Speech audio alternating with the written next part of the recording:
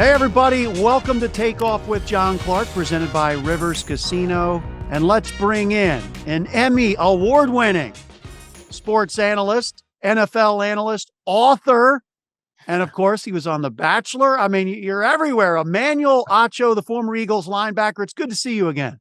What's up, brother? You know what? I love that my resume included Eagles at the end because of the things that I've done since then. So life is good, brother. It's good to see you. It is pretty amazing what you've done and the career that you've had after football. The Eagles were your last team in the NFL. So congrats to you on everything you're doing.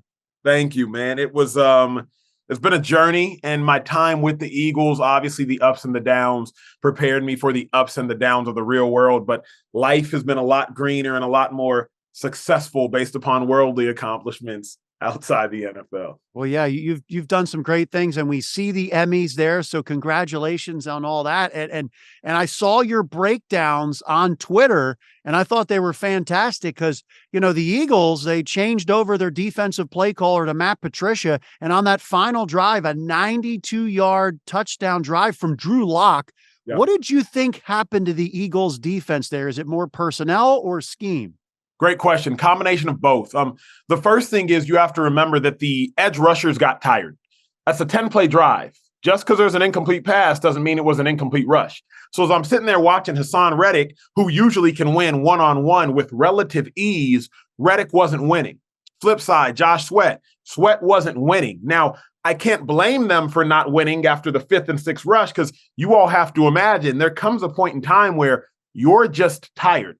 Receivers, they run off the field, new receivers run on. Tight ends run off the field, new tight ends run on. Offensive linemen, they kick step about 5 to 7 yards. After the ball is gone, they don't have to sprint down the field. Edge rushers, on the other hand, you sprint, and then after the ball's gone, you got to sprint.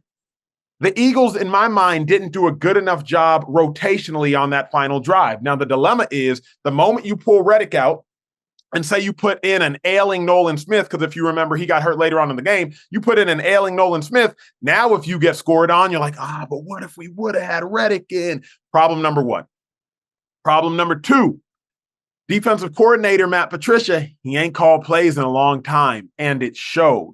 In my breakdown on Twitter, I went through all the 10 plays of the game. Because what I don't like, John Clark, is you see people screen grab one play. What the hell was Bradberry doing? How'd he get beat? You see him screen grab another play. I can't believe. Nope. I showed you all 10.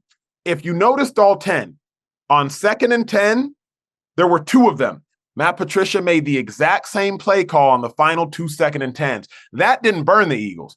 He made the exact same play call on the final 2 3rd and 10s. That burned the Eagles. Listen to the Drew Lock interview with Lisa Salters post-game. Drew Lock said he went in the huddle and he told Jackson Smith and Jigba, hey, if we get one-on-one, I'm going to throw it to you. But Drew Lock also said Shane told him in the headset, Shane, I believe their OC, told him in the headset, hey, beware of the one-on-one. How you know one-on-one's coming? Because Shane, their OC, I think it's Shane Waldron, he knows, on 3rd and 10 beforehand, they showed us a one high look. They showed us like a one cut, one robber look. 3rd and 10 again, expected. So Matt Patricia, in my mind, he just got outsmarted. Why did he get outsmarted? He ain't called plays in a long time. You can't call the exact same play call on 2nd and 10 and on 3rd and 10 4 plays apart. You can't do it. Now, the other truth of the matter is, and I've been watching way too much tape, that's why I got way too much to say. The other truth of the matter is that's also a bad play call on 3rd and 10. 3rd and 10, they got one timeout, run cover 2. You run cover 2, you play a soft cover 2. Remember, they needed a touchdown, not a field goal. That's huge. Run cover 2, soft cover 2. They would have thrown the check down to their tight end. Number 87 or 84 was in at the time. Tackle it. Dude, burn clock, make him use a timeout. Just run cover 2, bro. You're sitting here running man like a the call that Matt Patricia called, Clark, is a 3rd and 6 or less play call, John Clark. It's a 3rd and 6 or less play call. He called it on 3rd and 10. You can't make the call. Yeah, and that is a great breakdown. And being in the locker room after the game, I asked James Bradberry about it, and he said he was playing the sticks. Now, in my mind, I'm asking you as a former defensive player, a linebacker, if you're playing the sticks, isn't the number one thing you got to defend is the touchdown? This is why I love this conversation. I'm not going to say you're wrong, but you don't know all the nuances. That's why I love this conversation. All right, so John Clark, here's the truth. If a coach makes a play call, he's making a play call for a situation. So if coach calls one robber, which is essentially what that call was, that is a play the sticks play call. That's why it's a bad play call. Because yes, you are supposed to defend the touchdown, but that play call tells you defend the sticks. You track, I don't know if I can make this clear because it's hard. You kind of got to know the nuances of ball, but you're supposed to defend the touchdown, but that play call inherently says defend the sticks. So if you give me a defend the sticks play call, even though I'm supposed to defend the touchdown, two things must happen. I have to cognitively, in 35 seconds when the play clock is expiring, realize, hey, override the play call and defend the touchdown, or I got to defend the sticks. That's why the play call is bad. Bro, if you're watching, they're in press man on 3rd and 10. Why are they in press man on 3rd and 10? Now, the two corners were not in press man. They were not. The cornerback on the other side might have been 39. It's 30. Who's 39? Ricks? Eli Rex, yeah. Yeah, I watch game tape, so I know numbers more than I know names. Cornerback on the other side might have been 39. He was 8 yards off and bailing. He was like, I ain't getting beat for a time. I mean, he's in an instant pedal. On the flip side, Bradberry was like 7 yards off and a slow bail. They're playing the sticks because the play call said play the sticks. Exactly. Totally. So you got to have two safeties back, right? Because Reed Blankenship, the one safety that's back, he was kind of on the other side. He had to come too far of a way. Yes. Now here's the dilemma with that. You got DK on the other side. Where you gonna lean? You feel me? Yeah. Like if DK's on the other side, and I believe DK may have been in the slot. I don't even think DK was at number 1. I think DK may have been on the other side at the number 2 receiver position. For the listeners, that's in between the tight end and the outside receiver. You got to lean that way. But here was the other problem. Their 2nd and 10 play call, I believe, was what we call 2-man. That's man-to-man on the underneath, and both safeties are high. The problem with that is you end up with safeties covering grass. They're just both high. What I would have preferred is a call we call cover 5. Everybody is a man-to-man. But instead of both safeties being high, both safeties choose a player on their side of the ball to double team. So if y'all can visualize a 2-by-2 formation, 2 receivers on one side, 2 receivers on the other side, visualize it with me. You have Ricks covering Metcalf. You got Morrow covering Fant, the tight end. On the other side, you got Bradberry covering Lockett, and you got your nickel or whoever covering the slot receiver, right? Everybody's in man. Now what you would do, you would take Blankenship and you would take Byard, and you would say, hey, I'm going to double DK on one side, and I'm going to double Jackson Smith and Jigba on the other side. But the problem, John Clark, they just had 2 safeties high on their 2nd and 10 calls covering grass. So even had they called 2-man, I believe they still would have gotten beat, because I don't like that play call either. I like cover 5 in that situation, so you declare your double teams, or I like cover 2 in that situation, so you force the check down. Hey, this is great stuff. But let me ask you a big question. We saw James Bradberry last year was one of the better cornerbacks, 2nd team All-Pro. This year, can you have him in man coverage? It's a good question. You can, but it depends on who. You tracking with me? Like, remember, even last year, Deebo Samuel said Bradberry was sorry. And all Eagles fans were like, you just mad because we beat you. You just mad, Deebo. You just mad. No. I turned on the tape and to go back and rewatch the NFC Championship game. I encourage everybody to do so and only watch the 49ers first drive. The play that Brock Purdy gets hurt. Ayuk cooks Bradberry, but Reddick won so fast that nobody noticed. Don't get it twisted, bruh. Like, Bradberry last year wasn't like, he wasn't all that. He was good, a good player. He is a good player. But like, even when he got all pro and Slade didn't, it was like, what y'all doing? Keep in mind, all pro voters, they don't all watch all that much tape. By the grace of God, I'm an MVP and all pro voter this year, but I watch tape like it's my job, bro. I mean, I'm sitting here watching tape more than I did in the league. Now, let me answer your real question. Can he play man? I'd want Bradberry to play man on DeAndre Hopkins. Bigger, but not as fast. Yeah. I want Bradberry to play man on Julio Jones. I want Bradberry to play man on maybe even like Odell Beckham. Lost a little bit of a step. You know what I mean? I do not want Bradberry to play man on 436 Jackson Smith and Jigba. Yeah.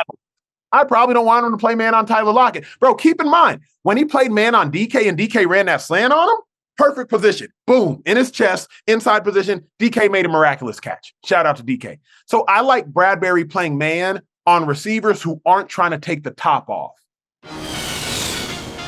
Hey, celebrity cook Steve Martirano is bringing his Italian-American cooking back home to Philly, where it started. Enjoy Martirano's Prime at Rivers Casino and Steve's famous meatballs with Sunday gravy, prime steaks, and more. So make reservations for Martirano's Prime on Open Table. I've been to the one in Fort Lauderdale. I'm glad it's back in Philly. This is fascinating stuff, and I love how into it you are from breaking down the film. So for looking at the Eagles now, here in Philadelphia, you played here, you know how it is. Is it panic time watching what's happened with this team over the last 3 games? Absolutely. But here's what I love about being a former Eagles player, but now like an objective analyst. Of course it's panic time, but it's not that it's panic time. I'm always trying to answer the question of why. I love doing a show with Shady every day. Shady's an all-time leading rusher. His jersey's going to get retired. He'll probably go into the Hall of Fame. So Shady's always like, Eagles, Eagles, Eagles. But I'm like, Shady, you got to tell me why. So I will tell you all why it's panic time. It's panic time because you've changed your defensive coordinators. Changing your defensive coordinators means one thing on the field, but I don't know what's going on between those 4 walls. When Chip Kelly got fired, from everything I heard, Jerry Azzinaro, the essentially defensive coordinator at the time, he wasn't really, but he might as well have been, he stopped going to work. Like, I don't know what's occurring when you say, hey, Desai, you're out, Patricia, you're in. Remember, the Eagles defensive backs coach last year went to the Ravens. Why? You know this better than anybody. Him and Nick Sirianni couldn't work it out. Because he got passed up for the job. He wanted to be the DC, passed him up, he gone. So now think about all the people in that building who have been there either for 2-3 years or who at least came in February. You're going to pass them up and make Patricia, who showed up in April, the DC. I don't know what attitudes you got in the building. That's the first thing. If I can take y'all to a meeting room for a second. You got your coaches watching tape. I mean, I don't know why the hell Patricia got us doing this. If I were the DC, I wouldn't do it. You know what? Look, I'll cover you. Just play it like this next time. That's how it goes, bro. Like, there's sometimes a subordinate doesn't want to be a subordinate. That's the first reason it's panic time. Second reason it's panic time, my dog Darius Slay, he just had surgery. Landon Dickerson, I think he just had surgery. Jalen Hurts, he's sick. You know what I'm saying? So, like, that also doesn't help. So you're hoping Dickerson comes back full strength. You hoping Slay comes back full strength. Next reason is panic time. Other reason is panic time, and I said this, bro, the Eagles this year aren't as good as last year's Eagles. What position group this year is better than last year's? Quarterback, no. Offensive line, heck no.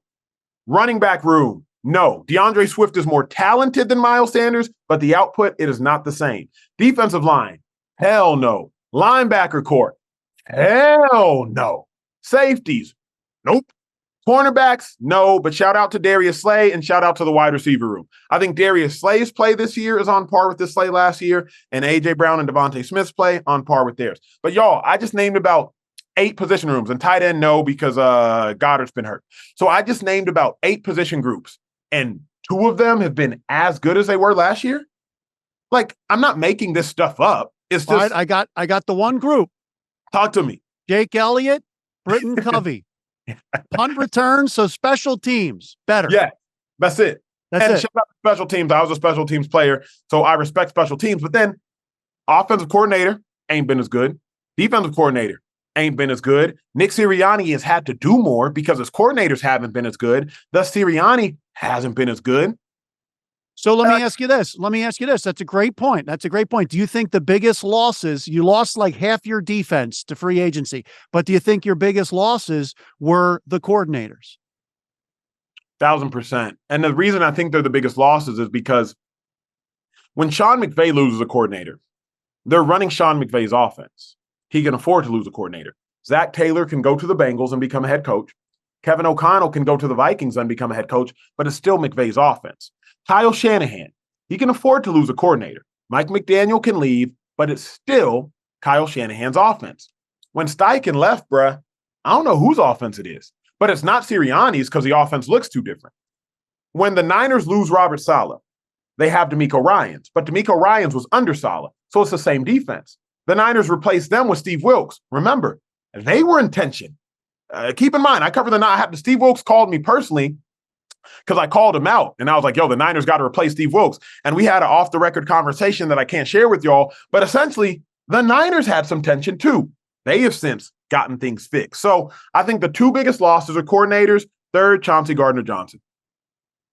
Wow. Yeah. And so when you specifically look at those losses on defense, and TJ Edwards left as well, and Avonte Maddox has been hurt. I think that's been huge, especially when they face slot receivers and CeeDee Lamb and stuff like that. But biggest concern for you at this point for the Eagles, is it the defense or is it the offense? Because let me just remind you, the offense came back with most of the same players, almost all of them except for Miles Sanders, basically, and they lost Isaac Seumalo. But what's bigger right now? Bigger concern for you?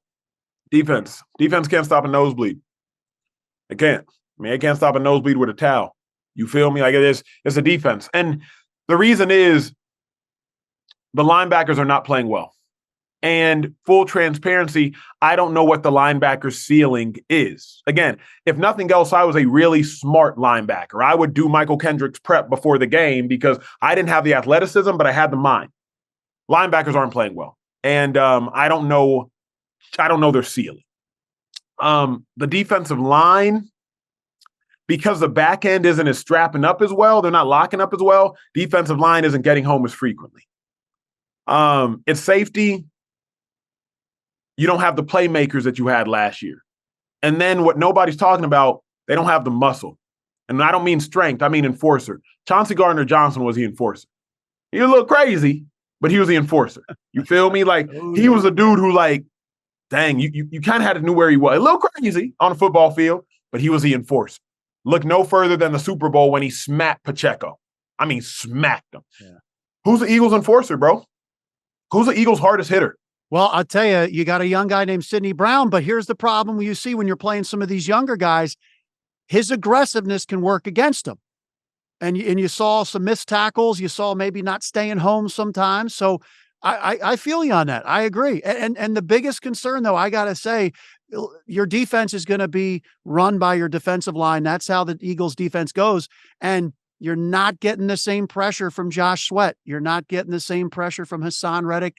And in the middle as well, Jordan Davis is just a guy, he's going to stop the run. But you're missing that, the push up the middle. And Javon Hargrave not being here. It's twofold, though, bro. That's the problem. Is like, let's talk run defense first. Obviously, I know we got to wrap soon, but no, we don't have to wrap. If you got to wrap, you got to wrap, but we don't have to. Your linebackers aren't coming downhill fast enough in the run game. What's that mean? When your linebackers come downhill faster, the offensive linemen that are double teaming the defensive linemen en route to the linebackers, they have to leave those double teams quicker. So if your linebackers are passive, then the double teams stay on the defensive line longer, and that just makes for a leaky run defense. So that's the first problem with the run defense is linebackers aren't coming downhill fast enough. Now, it might be a schematic thing. I don't know what they're preaching to the linebackers. I don't know what the DC is saying. They might be saying, hey, flow and be patient, be patient, be patient. I prefer the Jim Schwartz style of play. Get the F downhill, take the double teams off Fletcher Cox, Jalen Reagor, Jordan Davis, and number 93. I forget his name. So that's Milton Williams. Yep. Milton Williams, that's first problem. From a pass rushing perspective, I mean, Reddick still got, I think, 11 on the season.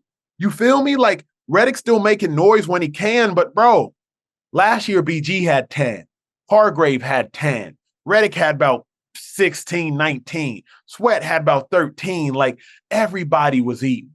This year, it's just not the same because dudes are getting open quicker. Coverage hasn't been as good. Coverage has been softer. I think, correct me if I'm wrong on this stat, Chauncey Gardner-Johnson had the same amount of interceptions last year through week 14 as the whole team does. What are we talking about? No, you're right. And look, I mean, when a team goes to the Super Bowl and you have that many free agents and you lose that many free agents, it's going to hit you. So when you look at all these issues and 10-1, we saw some of the slippage then. When you have Jalen Hurts really for the first time call out some people when he says we don't have enough commitment right now. What did you think of that? I didn't love it. And I didn't love it because now he's given space for you to talk about it and me to talk about it. You feel me? Like, I didn't love it. I think out of the overflow of the heart, the mouth speaks. So clearly, something. It means something. I don't know, though. Bro, it's so interesting. Inside the locker room, he could be talking about guys not studying enough film, guys leaving practice early, or he could be talking about the small details. I didn't love it, but I would be lying if I told you I knew what he was talking about. We don't know. I just know he's talking about something, but also Hurts ain't been playing well. So, you know what I'm saying? Like, it ain't like Hurts been balling. Yeah, Ain't nobody balling. Yeah, and he did say it starts with him. So with Jalen and the turnovers obviously tied for the most in the NFL, that's a big problem. Maybe didn't need to take that shot to Quez Watkins when you're moving the ball pretty well. And the fact that it was Quez Watkins. But what do you think is the issue with him? Have defenses changed the way they're playing him? How do you think they've adjusted? It's twofold. And I do got to go on this question. I got to get ready for my daily show. It's twofold. Number one, you have a whole offseason now to prepare to stop Jalen Hurts. After Jalen Hurts' second season, nobody cared about Jalen Hurts because he wasn't that good. So defensive coordinators are still thinking about Lamar Jackson, Josh Allen, Justin Herbert, Patrick Mahomes, amongst others. Now, after last year, we got to stop Jalen Hurts. Go back and look at week 1 last year versus the Detroit Lions. Lions had Jalen Hurts on like 3rd and 8, 3rd and 10. He picks up freaking like 15, 20 yards on the ground based on a play call. Jalen Hurts isn't getting those trash play calls anymore. You're not going to call man-to-man on 3rd and long versus Jalen Hurts, have everybody turn their back. So he's not getting stuff as easy. Now, let's have an uncomfortable conversation, if we may. Last year, Jalen Hurts was a incredible winner. He wasn't a statistically incredible player. Wait a second. He was the best deep ball passer in the league. I don't like when somebody has to parse out a statistic to make a point. This dude has the best QBR. Define QBR. Oh, this dude has the best passer rating. Define. He was the best deep ball. I don't give an F. Since what are you talking about? Oh, well, he's the best short ball passer. He's the best deep ball passer. I don't care. Now, he's an incredible winner. An incredible winner. That may be all that matters. Here is my concern. 16 touchdowns, 22 touchdowns, 19 touchdowns. Those are the passing touchdowns. Now, rushing touchdowns absolutely count. Can the Eagles push themselves to a Super Bowl? Maybe. Maybe they absolutely can. But 16 touchdowns, 22 touchdowns, 19 touchdowns. Can they push themselves to the Super Bowl? I hope they can. I was in Minnesota when they won the Super Bowl. I was on the field post-game interviewing the guys, taking pictures. I hope they can. But the dilemma at hand is, bro, like, you need more output. You need more output. 19 passing touchdowns is not good enough. 22, if we're being honest, it's not good enough. Because I'll say this and then I'll shut the heck up with it. Cam Newton had 10 rushing touchdowns, but he also had 35 passing. Lamar Jackson had 8 rushing touchdowns when he won MVP, but he also had 36 passing. So what I want is keep them rushing touchdowns, Hurts. But let's also do more. Let's be more efficient through the air. Make your life easier, because now what's been the issue all season? My dude has a knee injury. He does. Call it what it is. He has a knee injury. And because of that knee injury, he hasn't been as effective.